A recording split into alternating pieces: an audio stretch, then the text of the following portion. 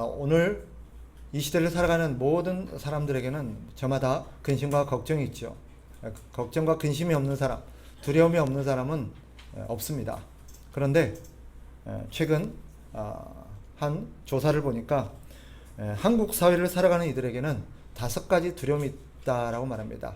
즉 한국인들이 지금 5가지 두려움을 겪고 있다라고 말합니다. 첫째는 치열한 경쟁 사회가 만드는 두려움입니다. 우리가 아는 것처럼 한국 사회는 전 세계적으로 경쟁 강도가 상당히 높습니다. 입시에서 시작된 경쟁은 취업과 결혼, 그리고 육아와 직장생활, 노후까지 이어집니다. 끊임없이 우리를 경쟁으로 몰아갑니다. 그래서 사람들은 언제나 뒤처질까, 도태될까 그런 두려움을 갖고 있습니다. 학생들은 좋은 대학에 가지 못할까 하는 두려움이 있고, 청년들은 원하는 직장을 얻지 못할까 하는 두려움이 있고, 또 직장인들은 승진해서 밀릴까, 혹여나 자신이 언제 직장에서 잘리지는 않을까 하는 두려움이 있습니다. 그리고 중장년층은 은퇴 이후를 두려워합니다. 두 번째 두려움이 있는데 경제적 불안과 불평등에서 오는 두려움입니다. 한국은 경제 규모가 커졌는데 그만큼 양극화도 심해졌습니다. 집값은 치솟고 물가는 오르는데 소득 격차가 점점 벌어지고 있다고 합니다. 그러니 많은 이들이 이 사회 속에서 내가 버틸 수 있을까 하는 두려움이 있습니다. 우리 청년 세대는 집을 살 수 없을지도 모르겠다라는 두려움이 있고, 중년 세대는 퇴직 이후 경제 준비가 되지 않았다라는 데 대한 두려움입니다. 그리고 노년들의 두려움은 뭐냐? 우리 시니어 세대는 노후 이후의 빈곤과 건강에 대한 두려움이 크다라고 말합니다. 세 번째 두려움이 있습니다. 그건 관계의 단절에서 오는 고립감에 의한 두려움입니다. 한국 사회는 과거와 달리 가족 이웃 공동체가 약해졌습니다. 혼자 사는 1인 가구가 급증했고, 디지털 사회로 변하면서 관계가 넓어지긴 했지만 얕아졌습니다. 그래서 사람들이 최근 가장 두려워하는 것 중에 하나가 뭐냐면 혼자 될까 하는 것에 대한 두려움이 있다고 합니다. 혼자 늙어갈까 하는 두려움, 어려움을 나눌 사람이 없어질까 하는 두려움, 내가 정말 힘들고 어려울 때 나를 도와줄 사람이 있을까 하는 두려움. 코로나 팬데믹을 거치면서 이 두려움이 굉장히 가속화되었다는 것이 최근 추이입니다. 네 번째 두려움이 있습니다. 미래 불확실성에서 오는 두려움입니다. 기술 변화가 급변하고 있죠. 국제 정세도 불안하고 환경 위기도 커져가고 있습니다. 이런 상황 속에서 한국인들이 내일에 대한 두려움을 호소하고 있습니다. 기후 위기와 이 재난에 대한 두려움, 국제 분쟁과 전쟁의 어떤 분위기가 점점 고조되고 있는 두려움, 그리고 AI 로봇으로 인해서 인간의 직업이 대체될 것에 대한 두려움, 이런 두려움들이 있다고 하죠. 마지막 5번째 두려움입니다. 정체성과 의미 상실에서 오는 두려움입니다. 사실 앞에 4가지보다 이 두려움이 어떤 면에서 가장 크다고 합니다. 한국 사회는 급격한 근대화나 산업화, 민주화, 세계화를 겪고 있습니다. 이 과정에서 전통적인 가치관과 세계관이 무너지고 있다고 말합니다. 시간상 이것을 다 얘기할 수는 없고요. 많은 이들이 이 가운데서 나는 누구인가? 도대체 나는 무엇을 하면서 살아야 되는가? 하는 것에 대한 정체성 상실을 경험하고 있다고 합니다. 즉 자신이 누구인지, 내가 왜 살아야 되는지, 무엇을 위해서 살아야 되는지를 알지 못하고 그 답을 찾지 못하면 결국 자신의 삶의 의미를 잃어버리게 되고, 거기서 오는 두려움이, 즉 그 두려움은 공허함이라고 표현할 수 있겠죠. 공허함이 크다고 합니다. 성공했는데, 많은 것을 거머쥐었는데 그래도 마음에는 공허함이 줄어들지 않는다는 것입니다. 사라지지가 않아요. 이 5가지 두려움은 최근 현대 한국인들이 겪고 있는 두려움이다라고 말합니다. 그런데 사실 그 깊이를 들어가 보면 그 뿌리는 하나입니다. 이 모든 두려움을 자아내는 뿌리는 하나라는 것을 알 수 있습니다. 그게 뭐냐? 자신의 존재의 뿌리를 상실한 데서 오는 두려움입니다. 즉 나를 잃어버린 거죠. 현대사회는 끊임없이 우리에게 이름을 붙이죠. 좋은 대학생, 성공한 직장인, 성실한 부모, 유능한 리더. 사실 이런 것들은, 이런 이름들은 사회가 우리에게 요구하는 이름이기도 합니다. 그런 사람이 되라는 거예요. 사람들의 평가와 기대 속에서 살아가다 보면 정작 내 자신이 누구였는지를 잃어버립니다. 사람들이 기대하는 나로 살기를 힘쓰다 보니 원래 내가 누구였는지를 상실하는 시대, 내가 실종된 시대를 우리는 살아가고 있습니다. 그래서 요즘 최근 사람들의 트렌드가 있습니다. 그게 뭐냐? 나를 되찾자는 거죠. 잃어버린 나를 되찾자. 그래서 사람들이 하는 게 무엇입니까? 여행을 떠나고 취미생활을 하고 여러 가지 자기 개발을 합니다. 이런 시도들은 상당히 유익하긴 합니다. 그러나 근본적인 질문은 여전히 남습니다. 무엇입니까? 나는 어디서 왔는가? 나는 왜 존재하는가? 나는 무엇을 위해서 살아야 하는가? 여기에 대한 근본적인 답을 찾지 못하면 아무리 취미생활을 하고 아무리 여행을 많이 가고 아무리 자기 개발을 해도 우리 안에는 공허함이 사라지지 않습니다. 그래서 최근에 나름 사회적으로 성공한 CEO라든지 어떤 중장년 등이 세상적인 기준으로 봤을 때는 분명히 나름 성공했는데 뭔가 이런 것도 많고 자식들도 또 사회적으로도 노후도 어느 정도 대비가 됐는데 노년에 느끼는 이 쓸쓸함과 공허함이 한없이 밀려온다고 말합니다. 왜 그럴까요? 우리가 생각하는 앞에서 여러 가지 첫 번째, 네 번째, 두 번째, 세 번째, 네 번째 그런 두려움들을 어느 정도 경세시킬 만큼, 상쇄시킬 만큼 나름의 성공과 뭔가를 겸비하는 삶을 살아냈는데 왜 노년은 여전히 공허할까? 왜 여전히 허무할까? 왜 여전히 쓸쓸할까? 오늘 본문은 그 대답이라고 할 수 있습니다. 오늘 본문을 보면 이사야서 43장 1절에 이렇게 말하죠. 다시 한번 보세요. 야곱아 너를 창조하신 여호와께서 지금 말씀하시느니라. 이스라엘아 너를 지으신 이가 말씀하시느니라.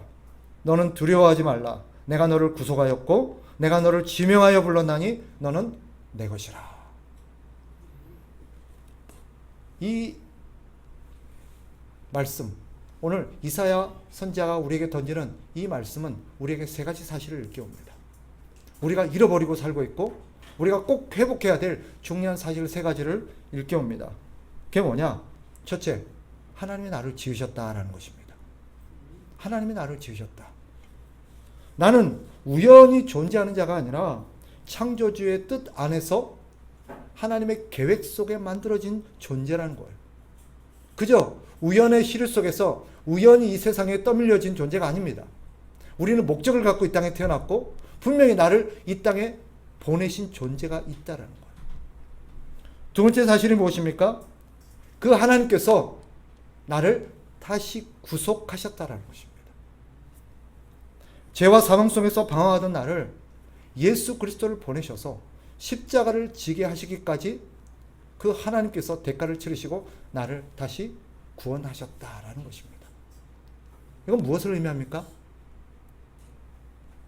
나는 하나님이 절대 포기하지 않았다는 것이고 하나님이 나를 절대 내버려 두지 않았다는 것이고 하나님 지금도 나를 계속해서 챙기시고 돌보셨다는 것을 보여줍니다. 마지막 세 번째, 하나님은 나를 지명하여 부르셨다라고 말합니다.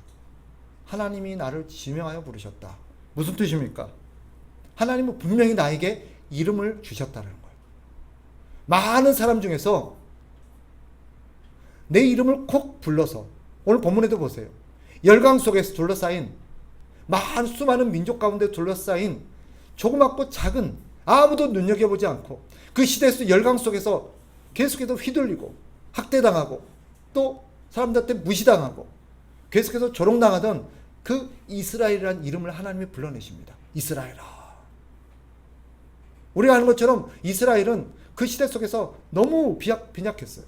너무 가치가 없었어요. 아무도 눈여겨보지 않았어요. 낙오자였어요. 실패자였어요.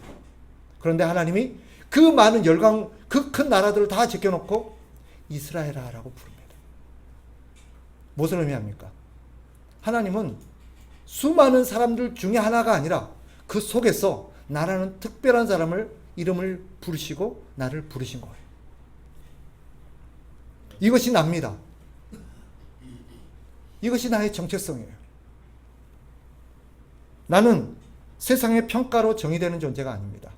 세상 사람들은 나를 뭐라고 부르든, 나를 어떻게 진단하고 나를 어떻게 평가하든 나는 그렇게 규명되는 존재가 아닙니다. 나는 하나님과의 관계 속에서 규명되는 나입니다. 그래서 나는 하나님으로 인해서, 하나님에 의해서 정의되고 평가되는 존재라는 것을 우리가 기억해야 합니다. 그렇다면 하나님은 나를 왜 창조하셨을까요? 성경을 보니까 이사야 43장 7절로 한번 가보세요. 7절 같이 한번 읽어봅니다. 시작. 내 이름으로 불려지는 모든 자 곧 내가 내 영광을 위하여 창조한 자를 오게 하라. 그를 내가 지었고 그를 내가 만들었느니라. 아멘. 하나님께서 나를 계획하여 하나님 나를 창조하셨는데 하나님은 나를 통해서 영광을 받으시기를 원하셨다라는 것입니다. 예를 들어 우리는 어떻게 하나님께 영광을 돌릴 수 있을까요?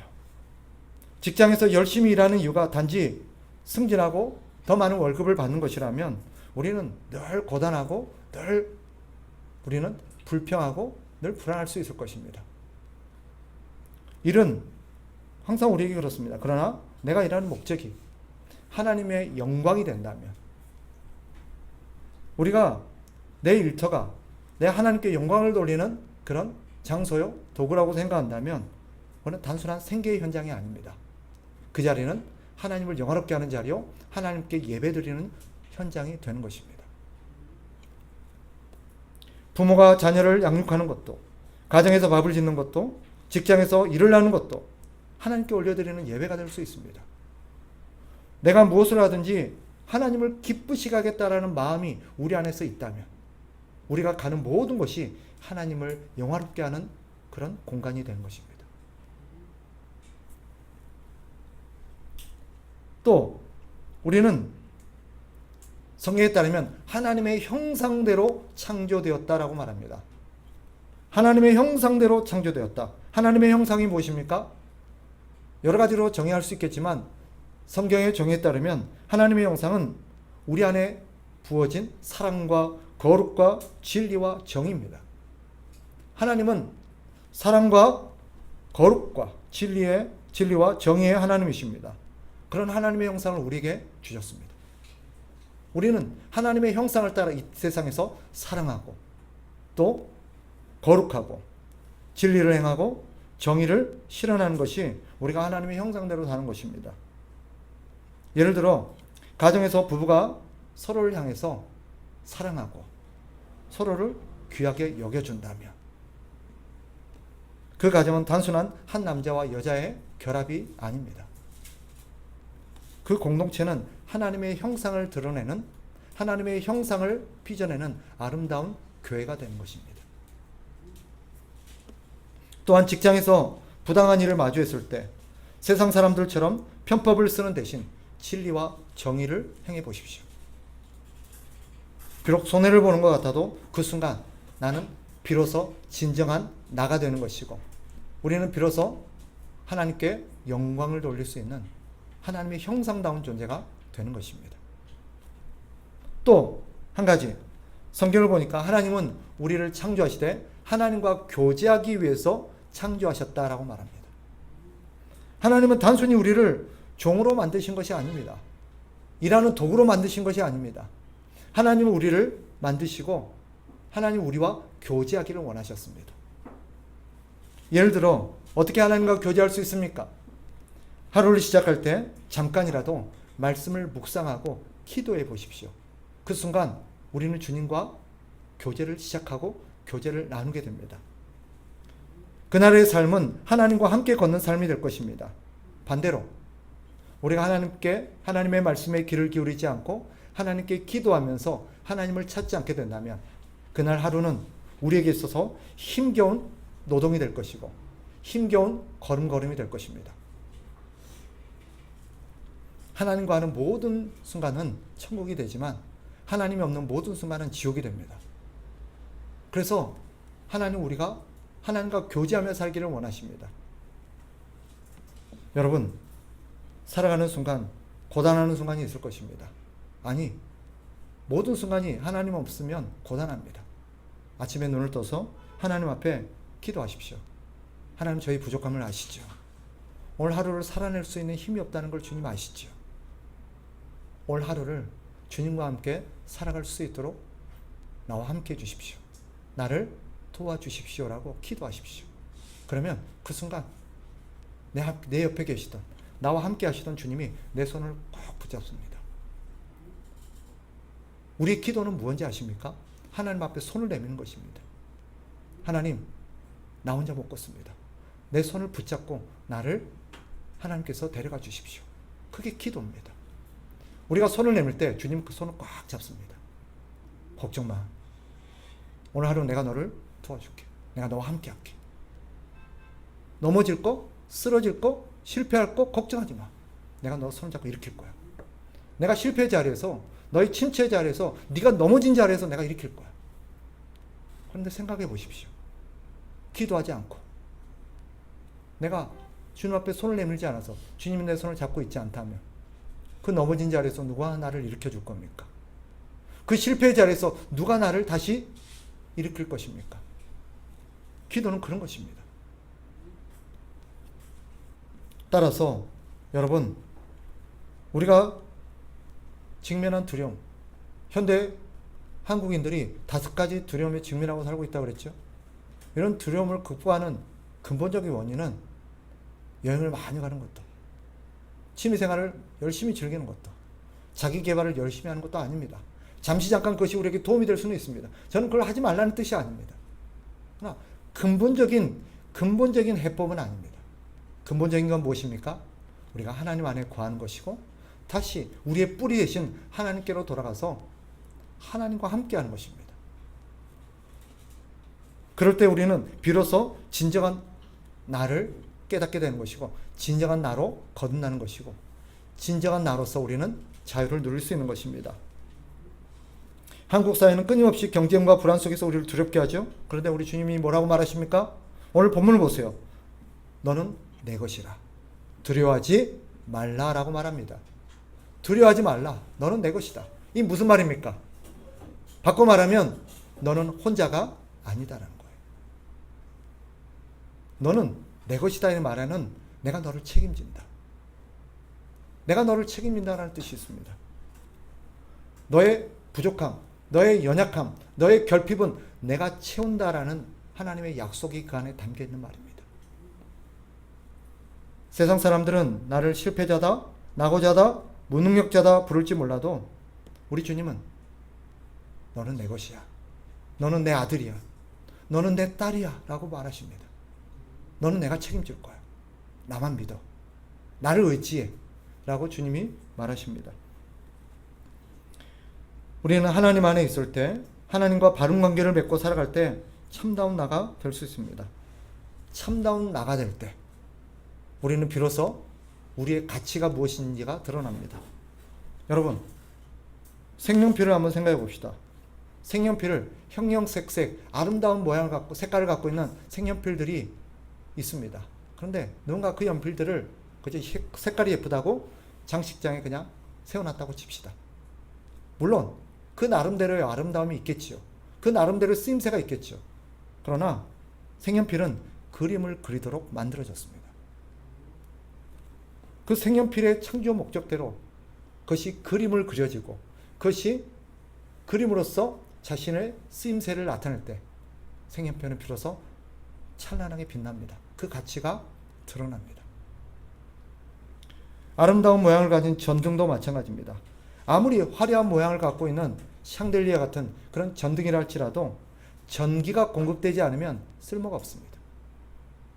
그 전등의 아름다운 가치, 그 전등의 아름다운 그런 효용성은 전기가 공급되었을 때 비로소 드러납니다. 우리도 마찬가지.